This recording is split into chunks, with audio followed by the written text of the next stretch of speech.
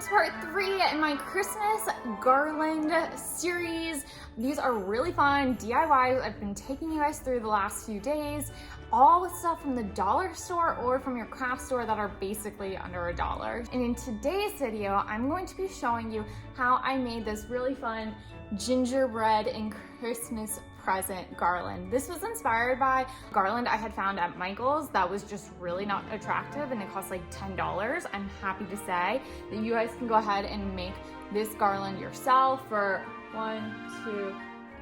you can do it as little as $4 or as expensive as also $10, but this one's really prettier than the one that I've had seen at Michael's. For this DIY, you're gonna wanna get some twine. Hopefully you already got some. For these others, you can find it at the Dollar Tree. It comes in like 4 spindles in the hardware section. The other thing I got, this piece of gold glitter paper, and I also found these really cute felt gingerbreads. It was $8 for a pack of 20.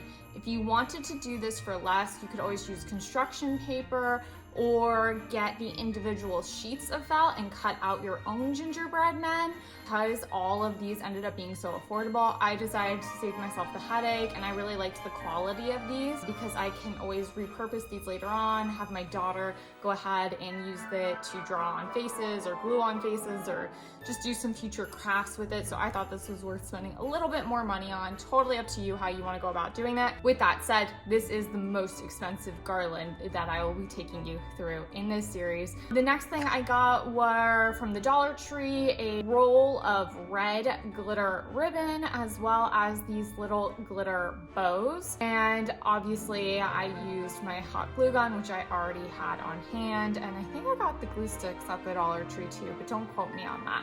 Anyway, the first thing that you're gonna obviously want to do is make sure to figure out how long you want your garland to be. There's no knotting in this garland. We hot glue all of the items onto it. So really it's true to size, true to measurement. You can cut your squares however big you want.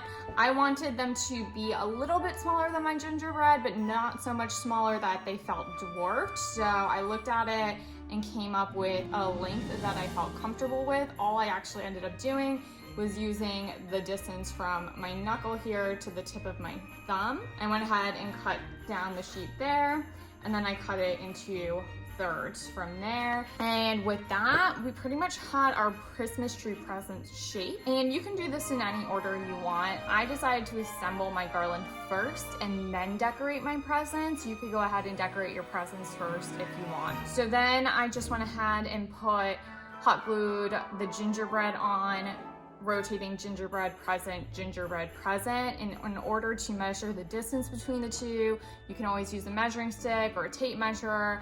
I just went with my finger length. I really just like to use my appendages when I'm doing types of crafts because I always have them on hand, pun intended. Anyway, once I got all of my gingerbread and Christmas presents onto the twine, hot glued on, everything was really secure and stable, I went ahead and cut little strips of the red ribbon. On the back of the Christmas tree present, I put a dot of hot glue at the top center and at the bottom center and just folded the ribbon on. So when you flipped it over, it looked like a Christmas present tied up with some ribbon. And then to put the finishing touches on my Christmas presents, and I found these little bows at the dollar store and they matched my ribbon perfectly. So rather than cutting and making my own bows, which I tried doing, and while I did like the look of it more, if you've ever worked with dollar store stuff that has glitter on it, you know that their glitter comes off very easily and gets everywhere. So I did cut my own ribbon bows at first and it was just glitter crazy. So instead I decided to just use their pre-done bows already, which come with this kind of like silver, what are those things called? Well, you can see it here. It's like the twisty things like that you get on bread. And so I used that actually to hot glue onto the back and just bent the bows over the front rather than gluing the bows directly onto the top as if I had made my own bows from ribbon. And with that, here's the finished product. I really love how it came out. It's super festive. It ties in the rest of the colors really well.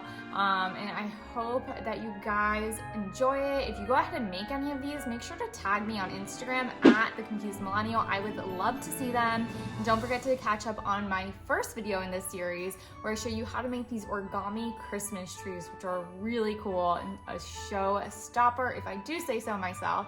And until next time, I'm Rachel from The Confused Millennial.